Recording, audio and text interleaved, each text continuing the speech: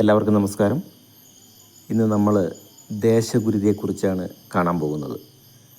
സാധാരണ ഭദ്രകാളി ക്ഷേത്രങ്ങളിലാണ് ദേശഗുരുതി നടക്കാറുള്ളത്. ഭദ്രകാളി അമ്പലത്തിൽ നടക്കുന്ന ഉത്സവത്തിൻ്റെ ലാസ്റ്റ് ദിവസമാണ് ഈ ദേശഗുരുതി നടക്കാറുള്ളത്. നമ്മൾ ക്ഷേത്രങ്ങളിൽ പോകാറുണ്ട്, വഴിപാടുകൾ നിശ്ചയിച്ച് നടത്താറുണ്ട്, നേർച്ച കാഴ്ചകൾ സമർപ്പിക്കാറുണ്ട്. എന്നിരുന്നാലും ചില വഴിപാടുകൾ നമ്മളുടെ വ്യക്തിപരമായും കുടുംബപരമായും ഒക്കെ ബന്ധമുള്ള വഴിപാടുകൾ നമ്മൾ നടത്താറുണ്ട്. അതിൽ പ്രധാനപ്പെട്ടതാണ് നെയ്വിളക്ക്, മലർ നിവേദ്യം, അതുപോലെ തന്നെ കടും പായസം, പാൽപ്പായസം, പിന്നെ ശത്രുസംഹാര പുഷ്പാഞ്ജലി,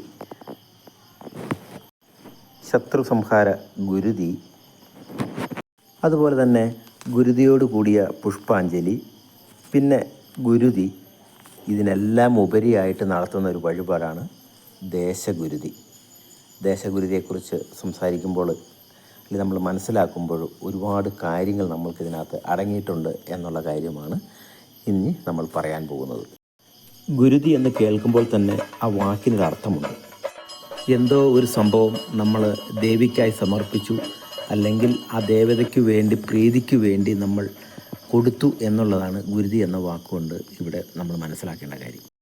ഈ ദേശഗുരുതിയിൽ ഇന്ന് നമ്മൾ ദേവിക്ക് സമർപ്പിക്കുന്നത് ഒരു കുമ്പളങ്ങയാണ്. കുമ്പളങ്ങയെ സംബന്ധിച്ചിടത്തോളം പറഞ്ഞു കഴിഞ്ഞാൽ അത് ഉത്തര കേരളത്തിൽ ഈ കുമ്പളങ്ങ നീളത്തിൽ മുറിച്ച് മാത്രമേ കറിവയ്ക്കായിട്ട് ഉപയോഗിക്കുകയുള്ളൂ.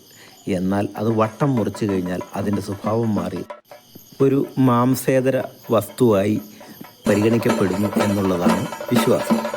പ്രത്യേകിച്ചും ഹൈന്ദവരുടെ വിശ്വാസത്തിൽ കുമ്പളങ്ങ വട്ടം മുറിച്ച് സദ്യക്ക് ഉപയോഗിക്കാറില്ല എന്നുകൂടി നമ്മളിവിടെ ഓർക്കേണ്ടതുണ്ട്. അത് എന്തു തന്നെയായിരുന്നാലും ഇപ്പോൾ നമ്മൾ നടത്തുന്ന ഈ വഴിപാട് ഈ ദേശത്തിലെ പക്ഷിമൃഗാദികൾക്കും നാനാവിധത്തിൽപ്പെട്ട മനുഷ്യരുടെ പ്രയാസങ്ങൾ, ബുദ്ധിമുട്ടുകൾ, കൂടാതെ അവരുടെ കുടുംബത്തിലെ പ്രശ്നങ്ങൾ, അവരുടെ ദേശത്തിലെ പ്രശ്നങ്ങൾ, നമ്മുടെ ദേശത്തിലെ നെഗറ്റീവ് എനർജി, കൂടാതെ തന്നെ നമ്മുടെ നാട്ടിലെ സാമൂഹികവും സാംസ്കാരികവുമായ എല്ലാ പ്രവർത്തികളിലും ശുഭകരമായ പര്യവസാനമുണ്ടാകട്ടെ, എല്ലാവർക്കും ഐശ്വര്യമുണ്ടാകട്ടെ എന്ന ഒരു ഒറ്റ കാര്യത്താൽ ചെയ്യുന്ന ഒരു വഴിപാടാണ് ഈ ദേശഗുരുതി. അപ്പോൾ നമ്മൾ ഈ ഗുരുതിയിൽ പങ്കെടുത്ത് വഴിപാട് സമർപ്പിക്കുമ്പോൾ നമുക്ക് മാത്രമല്ല, നമ്മുടെ ദേശത്തിലെ സർവർക്കും വേണ്ടി നമ്മൾ പ്രാർത്ഥിക്കുകയും അവരുടെ സമ്പൽ സമൃദ്ധിക്കും ഐശ്വര്യത്തിനും എല്ലാത്തിനും നമ്മളും കൂടി പങ്കാളികളായിക്കൊണ്ട് ഒരു വഴിപാട് നടത്തുന്നതാണ് പ്രത്യേകിച്ച് ദേശഗുരുതി. പ്രത്യേകം തയ്യാറാക്കി വച്ചിരിക്കുന്ന ഈ കളത്തിൽ പാൽവൃക്ഷമായ പാല നാട്ടിവെക്കണം. അതിനുശേഷം കുരുത്തോല കൊണ്ട് അലങ്കരിച്ച് അഗ്നിയും ജലവും പുഷ്പവും കൂടാതെ പ്രത്യേകം തയ്യാറാക്കിയ ഗുരുതിയും ദേവിക്ക് സമർപ്പിക്കുന്നതാണ് ചടങ്ങ്. അതിനുശേഷം മുഖ്യ കാർമ്മികൻ ഒരായുധവുമായി പൂജ മുടക്കുന്നു. എല്ലാ തോരണങ്ങളും അലങ്കാരങ്ങളും വെട്ടി നശിപ്പിച്ച് അഗ്നിയിൽ സമർപ്പിക്കുന്നതോടെ നമ്മുടെ ദേശഗുരുതി അവസാനിക്കുകയാണ്. അതിനുശേഷം പൂജയിൽ പങ്കെടുത്ത എല്ലാ ഭക്തരും ദേവിയുടെ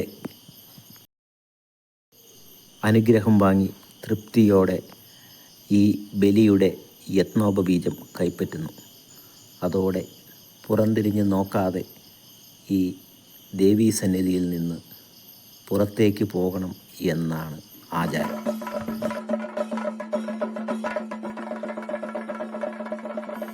ഈ ചടങ്ങോടെ ഭദ്രകാളി ക്ഷേത്രത്തിലെ ഉത്സവത്തിൻ്റെ ചടങ്ങ് പരിസമാപ്തി കുറിക്കുകയാണ്.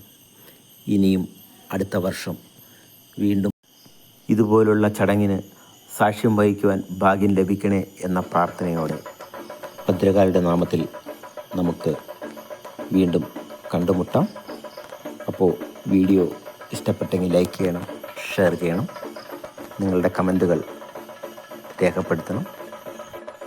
ചാനൽ സബ്സ്ക്രൈബ് ചെയ്യാൻ മറക്കരുത് എന്ന കാര്യം പ്രത്യേകം ഓർമ്മപ്പെടുത്തിക്കൊണ്ട് വീണ്ടും കാണാം.